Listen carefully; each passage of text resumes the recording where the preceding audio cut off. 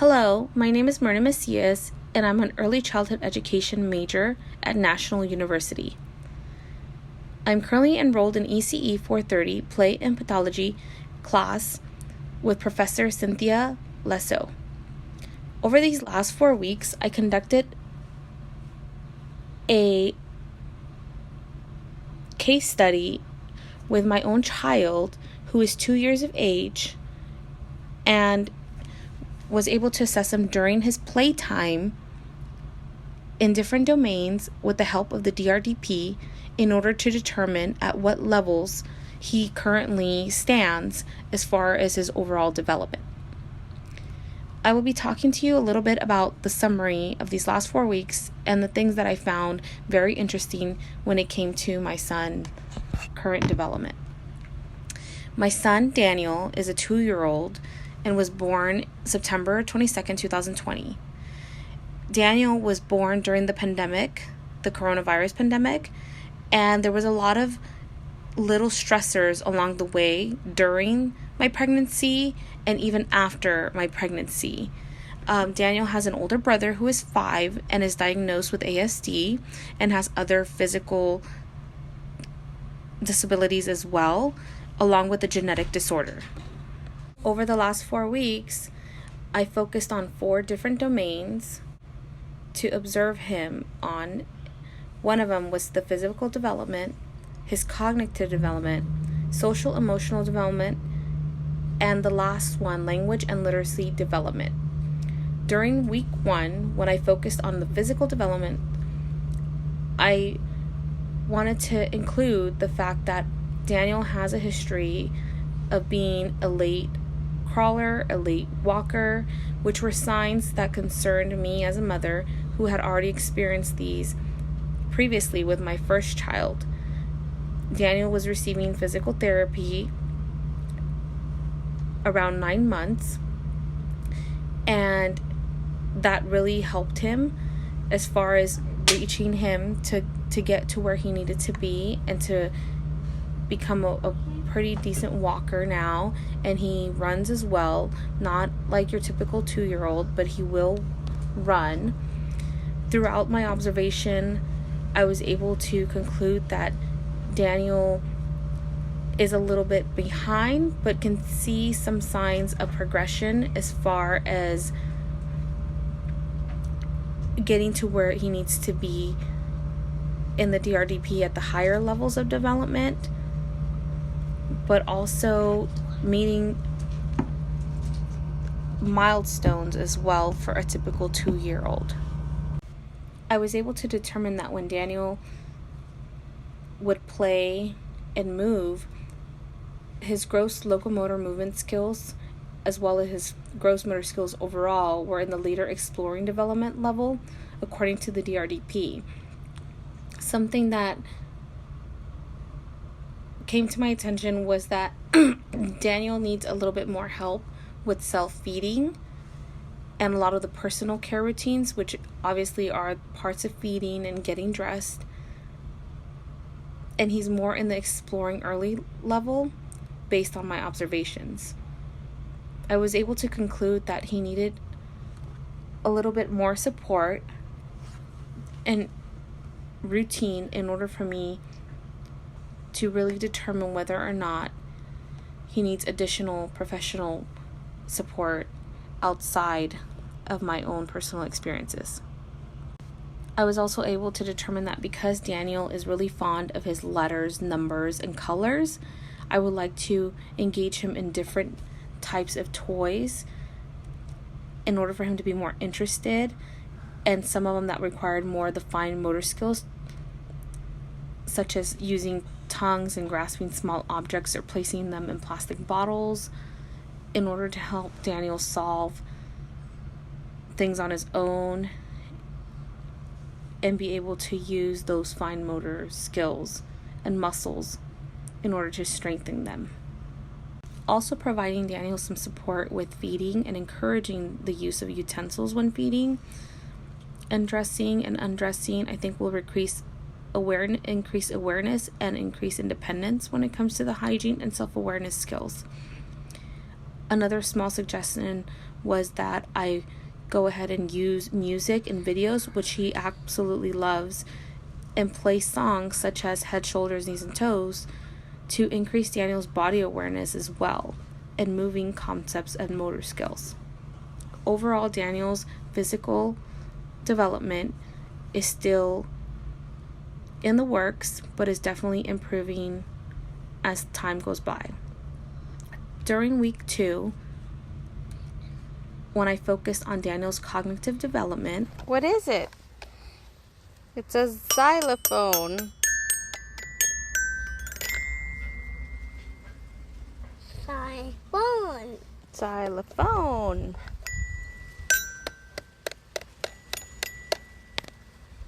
Look at the colors of the rainbow.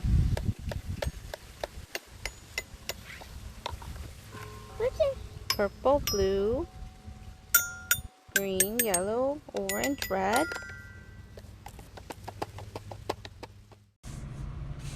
Over the last 4 weeks, I focused on 4 different domains to observe him on. One of them was the physical development, his cognitive development, social emotional development, and the last one, language and literacy development. During week 1, when I focused on the physical development, I wanted to include the fact that Daniel has a history of being a late crawler, a late walker, which were signs that concerned me as a mother who had already experienced these previously with my first child. Daniel was receiving physical therapy around 9 months, and that really helped him as far as reaching him to get to where he needed to be. Now I would like to share my professional knowledge. For my current professional practice, what I've learned about the role of play in pedagogy is that it is a teaching and learning tool in the education of children and their development. Play itself increases support and supports a child's overall development in different areas that do not necessarily pertain to only physical health. Play as pedagogy also serves teachers as an essential tool in order to assess the child's overall growth and development in different domains and filling out the assessments such as the DRDP. Play overall is not just considered to be physical development, but rather a learning experience, a skill that children develop and increase in awareness of their environment around them, while also developing and strengthening skills in other developmental domains such as language, social emotional, cognitive skills, including math and science skills, as they develop and strengthen as they play outdoors and indoors through functional play and hands-on activities. Play doesn't only have to be outdoor play as with the ball or running. It can also be social dramatic play and include different forms of play when it comes to each individual child and based on their own level of engagement. For example, in 6 different forms of play: unoccupied play, solitary play, onlooker play, parallel play, associative play, and cooperative play. These are learning about these forms of play was something new to me because I have never paid much attention to what they mean and how it looks when you're observing a child in their own ability to play and how they react to others around them. I myself was able to see how through play, a child can show even the slightest progress in the way that they play and how they play with others. Something that I can foresee as challenging though is that as a teacher, we want to engage with our students and play with them, but we must keep in mind that we can't let our ego take over the child's playtime itself. As a teacher, we need to be very careful we do not take over the children's play and take over their ideas and thoughts by bringing up other ideas that we may think are better or by having input on what we should be playing. This is discouraging for the child because they have ideas and interests of their own in which we must learn to respect and support rather than take that away from them when trying to engage with them in play. We can still engage with other students without taking over their play by joining in and being more of a listener and following their lead rather than having our own ways in how to play and how the play should go. For beliefs As far as believing that all children can learn, play helps children strengthen and develop new skills in their overall development. Through play and assessments, the teachers can make observations in a more natural setting and find out more information about the child, such as their social emotional development and at what levels they present at. This helps the teacher better identify where the child may need more support and where the child may meet the proper level of development, in which then we as teachers can continue to strengthen that level and even challenge it in order to promote more growth for that child. For example, in my case study with my son Daniel, I realized that from previous observations when it came to social and emotional development, Daniel seemed to be at an early level of development when it came to relationships and social interactions with his peers, which seemed to be difficult for him to engage with others when they are not just playing. Daniel has always kept to himself when it comes to play and has limited his attention to people and mostly came down to just mom. He's a mama's boy. However, after observing him more recently and incorporating more play throughout his day and using some strategies that were shared by our classmates, I can see the difference in which Daniel presents in the domain and levels of social interactions and relationship with others in the household and in his surroundings. When it comes to equity and fairness, although this was a home-based case study, I feel that I can take what I have learned and incorporate it in a classroom setting with all children, colleagues, and parents in order to enhance cross-cultural understandings, because when working with other children and their families, we're able to learn from different beliefs, cultures, and incorporate them into our classroom when it comes to play. For example, during the holiday season, I have found that the way in which we celebrate our holidays based on cultures and what we eat, our beliefs are very different. And observations will help make them be able to bring them to school and provide that opportunity for the children and the families to share it, and we can learn at it at school as well. They will also feel welcome. We can also use this to make the classroom more culturally diverse, and all children feel welcome and encouraged and respected by their beliefs and their ideas.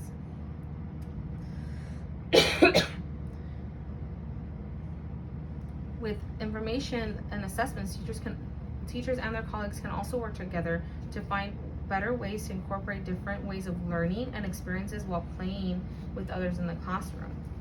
When it comes to building collaborative relationships, play can also serve as a powerful learning strategy by engaging in open dialogue with others in the community and by incorporating their language when it comes to play. For example, when children are playing in the dramatic play area and they are in a restaurant, providing children with different food menus such as a Mexican or a Chinese food menu, children will feel included and they can relate to these items and lead to endless possibilities of play and engagement in social skills with their peers when learning about one another's culture and incorporating language as well. The children can learn how the food is made and the machinery or tools that is used to make these foods. This can lead to other conversations such as how food grows, where it comes from, who grows it, and the possibilities are endless.